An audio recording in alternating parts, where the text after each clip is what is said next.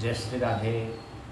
आज मैं शरद पूर्णिमा का पावन उत्सव शरद पूर्णिमा हम क्यों मनाते हैं उसके विषय में बताऊंगा, और शरद पूर्णिमा के लाभ क्या क्या हैं, शरद पूर्णिमा का उत्सव क्यों मनाया जाता है इसके विषय में बताऊंगा, और विद्यार्थियों में उनकी बुद्धि तीव्र कैसे हो उसके विषय में आप सबको बताऊंगा। तो शरम ददाति इति शरदः, जो सहायता करे उसको कहते हैं शरद। जैसे कि जब युद्ध होता है तो जो धनुषधारी होता है, धनुषधारी को जो बाण देता है उसको कहते हैं शरम।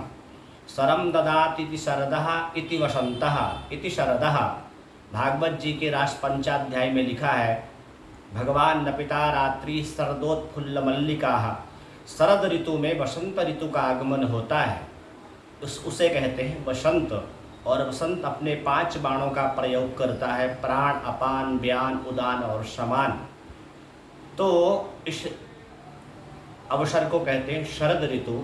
रसानाम वैशः इति राशः अथवा रसो वैशः इति राशः। भगवान को जब अपने गोपियों के साथ में रास करने का, जीवात्मा और परमात्मा के मिलन को कहते हैं रास।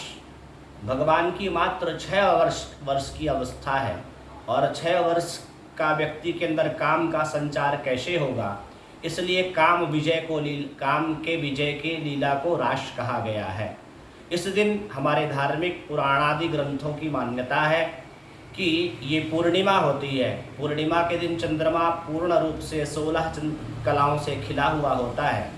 तो जो व्यक्ति रात्रि के समय, रात को 12 बजे भगवान चंद्र को अर्घ्य देता है, उसकी बुद्धि तीव्र होती है।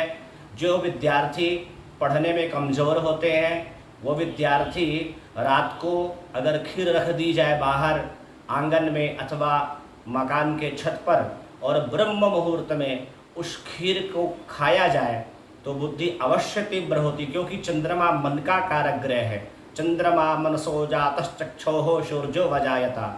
और इस दिन शास्त्रों की ये भी मान्यता है कि लक्ष्मी के साथ नारायण दोनों इस पृथ्वी पर आते हैं। और इस रात्रि में चूँकि चंद्रमा 16 कलाओं से खिला हुआ है, तो चंद्रमा यहाँ कर भगवान लक्ष्मी नारायण भ्रमण करते हैं, और जो दूसरे दिन लक्ष्मी नारायण की पूजा करता है उसके घर में लक्ष्मी नारायण की कृपा प्राप्त होती है।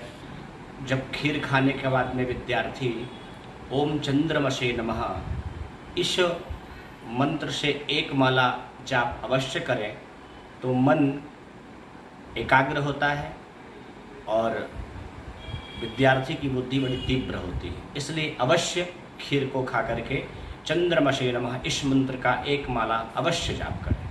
जय जय श्री राधे।